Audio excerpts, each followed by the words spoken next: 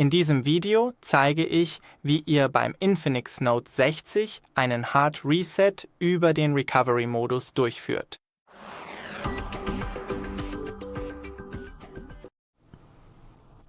Bevor wir mit dem eigentlichen Vorgang beginnen, müssen wir sicherstellen, dass Ihr Mobiltelefon vollständig ausgeschaltet ist. Falls es also noch eingeschaltet sein sollte, schalten Sie es bitte jetzt aus. Und wahrscheinlich ist Ihr Telefon bereits ausgeschaltet, weshalb Sie es über den Recovery-Modus zurücksetzen müssen.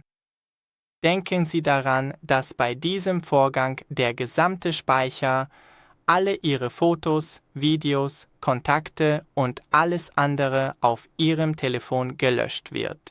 Stellen Sie also sicher, dass Sie diese Optionen nur dann verwenden, wenn keine anderen Möglichkeiten funktioniert haben. Drücken und halten Sie nun gleichzeitig die Ein-Aus-Taste und die Lauter-Taste. Wenn das INFINIX-Logo aufleuchtet, lassen Sie die Ein-Aus-Taste los, halten Sie aber weiterhin die Lauter-Taste gedrückt. Das dauert einen kleinen Moment.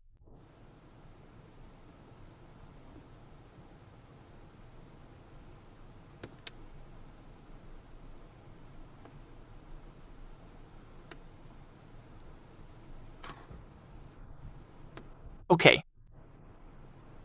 Ich musste es nur noch einmal machen. Und jetzt sind wir im Wiederherstellungsmodus.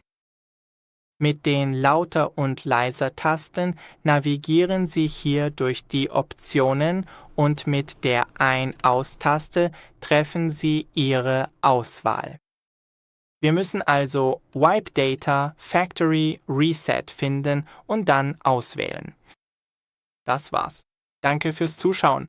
Vergessen Sie nicht, ein Like dazulassen und wir sehen uns beim nächsten Mal.